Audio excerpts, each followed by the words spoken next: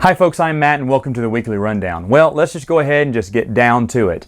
First off, the podcast. I hope you did enjoy the last Saturday Morning Sam Flange podcast. We talked about our favorite PlayStation games. We talked about PlayStation 1 and 2, even though I never really owned a 2, but I did let Mikey talk about it. It's really good. You should check that out. I'm going to try to remember to put the links in the description. Next time on Saturday Morning Sam Flange, I'm going to have some special guests on there, and we're going to talk about our thoughts about Captain America Civil War. I just saw it this past week, and I am ready to give my thoughts on it. Did I like it? Did I hate it? Was I in the middle? Who knows? Find out on the next podcast. With Prince of the Universe, Bruce and I are going to talk about Image comic books, something that I really loved a lot back in the 90s. I'm also going to get Bruce to tell that story I mentioned a little bit in Q&A. It's really funny. I can't wait for him to share it for you. And that'll be next Monday. The next thing to talk about is everyone keeps asking, Matt, what about that new book from Sequart?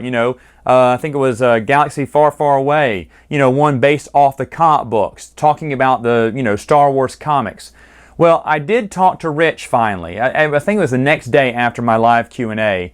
And he told me it is done. It is finished, and they're just waiting on Sequart. It's up to Sequart to find out when they're going to publish it. Now, yeah, I thought it would be published by now, and that my book would be, coming up next. But if the second book hasn't come out yet, they may be waiting and putting these a year apart. I don't know.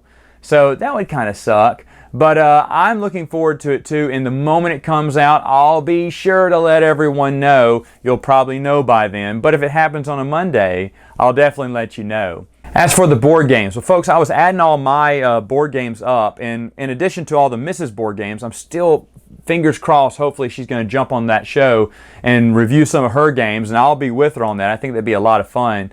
But if we did that, I would have enough board games to review till the end of the year. I'm pretty positive.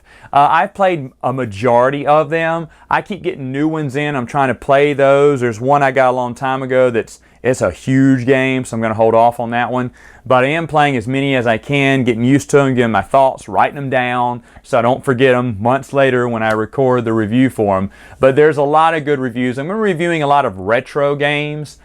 Folks, I do like a lot of the newer stuff that's out there, but my channel will take about a month or so. We may be going through some older kiddie games that I thought were a lot of fun. Some of them I knew as a kid, some of them I didn't know were even existed. So I'm definitely going to be doing some reviews on some ones that you may have not heard of before, and some of the techniques and some of the pieces and the concepts were really smart, especially back in the 70s. I review a lot of them in the 70s and some in the 80s and 90s, but it's going to be a lot of fun. So I'm looking for vintage board game reviews, and of course some of the current ones too. I'll throw that in every once in a while.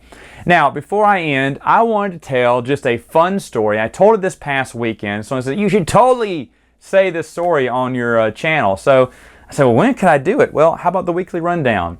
Here's a little story about me. Of course, last week we made a joke about me punching a dolphin. That was from my last year's beach vacation. There was a dolphin there. And people just usually pose next to the dolphin statue like this, or kissing it or whatnot. And I said, nah, man, I'm going to be like punching it. That's awesome. And that was just such an awesome picture. I said, well, how can I fit this into my channel? And I thought that was the perfect time to do so. But I don't punch dolphins, okay? I'm scared. I wouldn't even, if some big fish came up to me in the water, I know it's a mammal, but it swims in the water, it's a fish. And I was like, man, if that thing came up to me in the water, I would take off, no doubt. As a kid, I used to be scared of dogs, because they yap a lot. Now, bark worse than bite. They're just wanting to scare you off. They're not going to bite you or anything, but I didn't know that as a kid. So as a kid, we were always super scared of them. We used to ride our scooters down this hill back in Mississippi where I used to live, and my grandfather made these old wooden scooters for us, and we would shoot down the hill. And I remember one particular house, there was a dog there, and that dog just bark, bark, bark, bark, bark, bark. And I was like praying to hold on to dear life, because I knew if I fell off, that dog was going to swallow me whole, or that's what I thought. And then on our way, we would bike to school, and on our way to school, we would, it was a straight line, but we would go around one of the blocks because there was a dog. So whenever we got near him, we would just speed up, So we stopped that. We're saying, screw that, we're just going the long way around just to avoid him, because we were just so scared of dogs. Well, and this happened when we were really young. Me and my brother were walking with my uncle, And of course, one of the dogs in the neighborhood sees, he starts running up, yapping, and we're like scared. We run behind our uncle. Our uncle rears back and he kicks the snot out of that dog. Now, me and my brother looked at each other, and that was the day we stopped being afraid of dogs. We were like, you can kick them. We never thought of that. Now, dog lovers, I've never kicked a dog, okay? I'm just saying, that's when I realized, oh, silly to be afraid of dogs. You can just kick them if they actually come up to you. So last year, I actually walk a lot in my neighborhood. My neighborhood's great for walking. In fact, a lot of neighbors, when it's cool and nice outside, they'll be walking out too. So it's a really nice neighborhood for walking. And as I was walking, this older lady had opened her door, and out came a Great Dane. Folks, you don't know how big Great Danes can get. They can almost get my height, and I'm 6'3". So this Great Dane came out, man, boom, I mean, towering at least 5 feet, maybe more. And it was sniffing around. It was getting dark. I was like, what is that? Is that a dog? It's a Great Dane. And I'm walking right by the house. It looks at me and it goes, "Urgh." And I just like stopped, you know.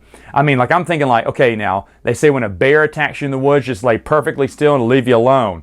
Man, I just stopped moving. I just slowed down to a stop. I was like, I don't know what I'm going to do. Because I went back to what I used to think about. I couldn't kick that dog. I can't get my leg up that high. So I was like, I'm going to have to punch a dog in the face if that thing comes at me.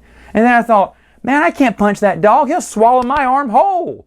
So I'm here like freaking out. I was like, what? If this dog comes at me, this is a big Great Dane. I don't know what I'm going to do. And the old lady goes, don't worry. He won't hurt you. And I wanted to say, lady, if he did, you couldn't even stop him. Seriously, I didn't know what she needed a dog that big for. She's probably just going to mount it and ride it around the neighborhood like Zorro. Oh, yeah. I don't know. That was just nuts. And that was the first time in about 30 years that I'd been scared of dogs. Anyway, hope you enjoyed that story. I will see you later.